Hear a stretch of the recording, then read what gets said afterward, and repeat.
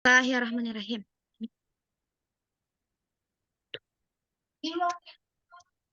Dede. Bismillahirrahmanirrahim. Assalamualaikum warahmatullahi wabarakatuh. Waalaikumsalam warahmatullahi wabarakatuh. Selamat siang teman-teman semuanya. Saya Rizka Putri Fadilah dengan NPM F1230020 selaku moderator pada sesi diskusi kali ini akan memandu berjalannya diskusi presentasi kelompok 2 yang berjudul Studi Kasus Kesehatan Ginekologi keluhan pada wanita usia lanjut dengan dosen pengampu Dr. Intan Silitonga SPOG MKes yang akan disampaikan oleh 4 pemateri. Baik, langsung saja kepada pemateri pertama, kepada Saudari Salsabila Konita Putri, dipersilahkan. Baik, terima kasih kepada moderator yang telah memberikan kesempatan saya untuk mempresentasikan materi kali ini. Lanjut.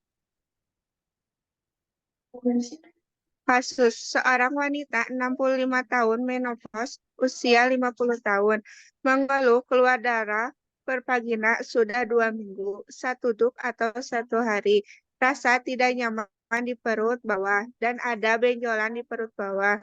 Saat USG dikatakan uterus membesar 10 cm. Bagaimana pengkajian pasien tersebut dari anamnesis pemeriksaan fisik? Pemeriksaan ginekologis menunjukkan penunjangan sampai penata laksanaan. Lanjut.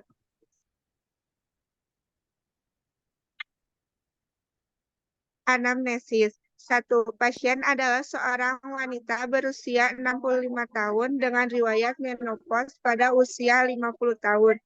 2. Keluhan keluar darah per vagina selama 2 minggu dengan jumlah 1 duk atau 1 hari. Pasien juga mengeluh rasa tidak nyaman di perut bawah dan adanya benjolan di perut bawah. 4. Riwayat menstruasi sebelum menopause, riwayat kesehatan dan riwayat penggunaan hormon menjadi bagian penting dari anamnesis. Lanjut. Pemeriksaan fisik dibagi menjadi 2. Yang pertama, pemeriksaan umum dilakukan untuk mengevaluasi kondisi umum pasien, termasuk tekanan darah, denyut nadi, suhu tubuh.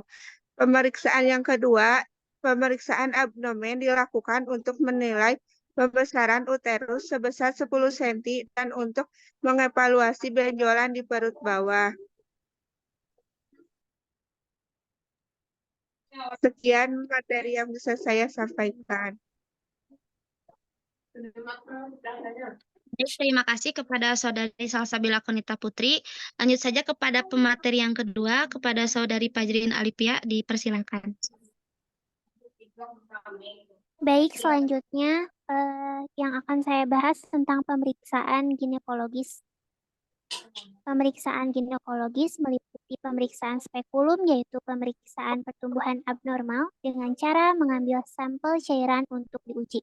Lalu pemeriksaan tangan dan pemeriksaan kolposcopy untuk menilai kondisi organ reproduksi wanita dari dekat. Melihat kondisi leher rahim untuk menemukan perubahan sel atau sel-sel abnormal di leher rahim yang berpotensi menjadi kanker. Lalu selanjutnya pemeriksaan ginekologi. Pemeriksaan ginekologi meliputi yang pertama pemeriksaan USG transvaginal untuk melihat kondisi ovarium, rahim, dan serviks. Yang kedua pemeriksaan PAP smear untuk mendeteksi kanker serviks pada perempuan. Hysteroscopy untuk mengecek keadaan jaringan endometrium.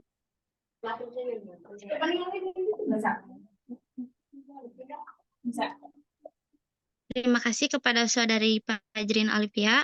Lanjut saja kepada pemateri yang ketiga, kepada Saudari Putri Rahayu, dipersilakan.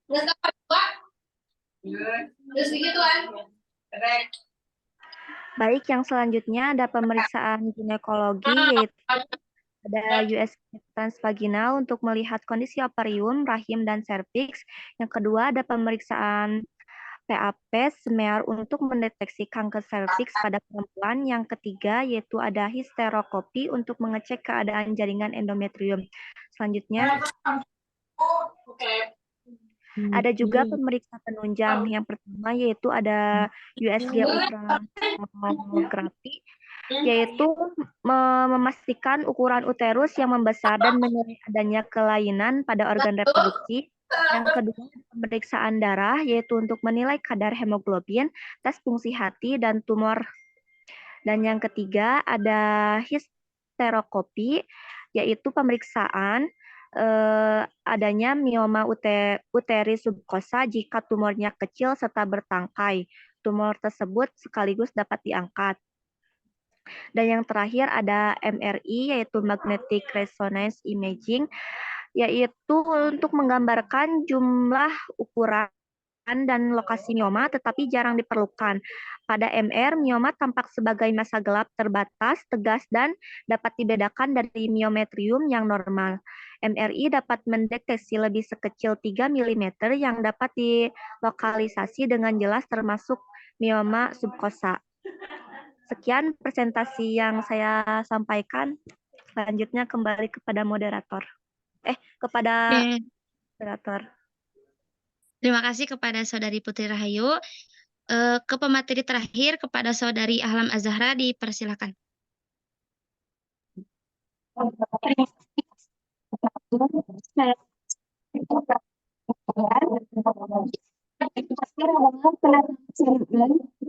Yang pertama dilakukan konsultasi dengan spesialis obstetrik dan ginekologi, di mana spesialis ginekologi ini melakukan pemeriksaan bimanual yang dapat memeriksa ukuran, bentuk, serta konsistensi uterus serta ovarium melalui palpasi dari dalam atau luar.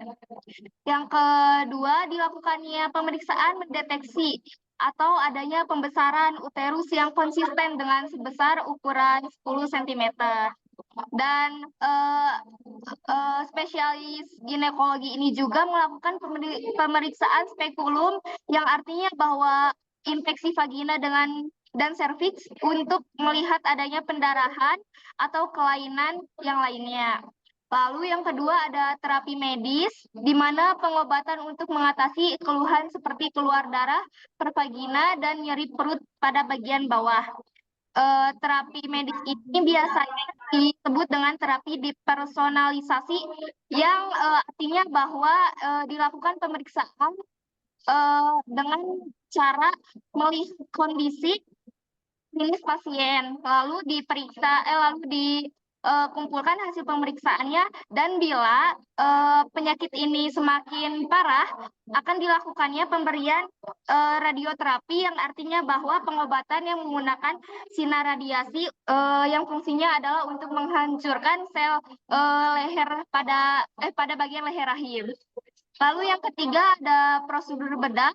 Jika diperlukan prosedur bedah, hysterektomi atau pengangkatan uterus dapat direkomendasikan tergantung pada diagnosa pada kondisi pasien. Nah, pada prosedur bedah ini sering kita dengar sebagai operasi yang dimana pada prosedur bedah ini dilakukan dengan cara miomektomi atau histerektomi atau pengangkatan uterus, yang dimana bahwa operasi ini dilakukan dengan cara melihat ukuran mioma atau sesuai dengan keinginan pasiennya. Lalu yang keempat ada tindak lanjut pemeriksaan rutin dan tindak lanjut dengan dokter untuk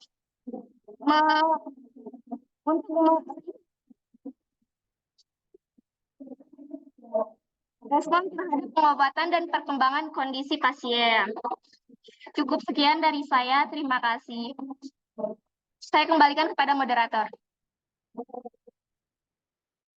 Baik, terima kasih kepada Saudari Ahlam Azahra. Itulah pemaparan materi dari keempat pemateri kita pada studi kasus kesehatan ginekologi, keluhan pada wanita usia lanjut. Ya, mungkin akan ditutup oleh kesimpulan yang akan dibacakan oleh notulen kita. Kepada Saudari Sri Rahayu Nur Aziza, dipersilahkan. Dari keseluruhan presentasi mengenai kasus kesehatan ginekologi pada wanita usia lanjut dapat disimpulkan hal-hal sebagai berikut. Yang pertama, pengkajian yang komprehensif mulai dari anamnesis, pemeriksaan fisik, pemeriksaan ginekologis, hingga pemeriksaan penunjang sangat penting dalam menegakkan diagnosis dan merencanakan penata laksanaan yang tepat. Yang kedua, keluhan dan tanda. Keluhan seperti keluar darah per vagina, rasa tidak nyaman di perut bawah, dan pembesaran uterus dapat menjadi tanda adanya kelainan pada organ reproduksi wanita usia lanjut. Yang ketiga, diagnosis dan penata laksanaan. Diagnosis yang akurat berdasarkan hasil pengkajian akan membantu dalam merencanakan penata laksanaan yang sesuai dengan kondisi pasien. Pilihan penata laksanaan meliputi terapi hormonal, tindakan bedah, dan tindakan lanjut untuk memastikan kesehatan dan kualitas hidup pasien. Yang keempat, deteksi dini dan penanganan. Deteksi dini dan penanganan kasus kesehatan ginekologi pada wanita usia lanjut penting untuk mencegah komplikasi lebih lanjut dan meningkatkan kualitas hidup pasien. Yang kelima, kerjasama dan dukungan. Kerjasama antara tenaga medis, pasien, dan keluarga sangat penting dalam penanganan kasus kesehatan ginekologi yang kompleks. Dengan demikian, presentasi ini memberikan gambaran mengenai pentingnya pengkajian dan penanganan kasus kesehatan ginekologi pada wanita usia lanjut. Diharapkan informasi yang disampaikan dapat meningkatkan pemahaman dan kesadaran akan masalah kesehatan yang sering dialami oleh wanita usia lanjut, serta mendorong upaya deteksi dini dan penanganan yang tepat. Terima kasih. Baik, terima kasih kepada Notulen, Saudari Sri Rahayu Nur Azizah. Mungkin itu saja presentasi yang dapat kita sampaikan. Terima kasih kepada keempat materi, terima kasih juga kepada notulen kita. Semoga ilmu yang kita sampaikan dapat bermanfaat bagi semuanya. Mohon maaf bila ada kata-kata yang kurang mengenakan. Terima kasih. Wassalamualaikum warahmatullahi wabarakatuh. Waalaikumsalam warahmatullahi wabarakatuh. Benar kita tuh.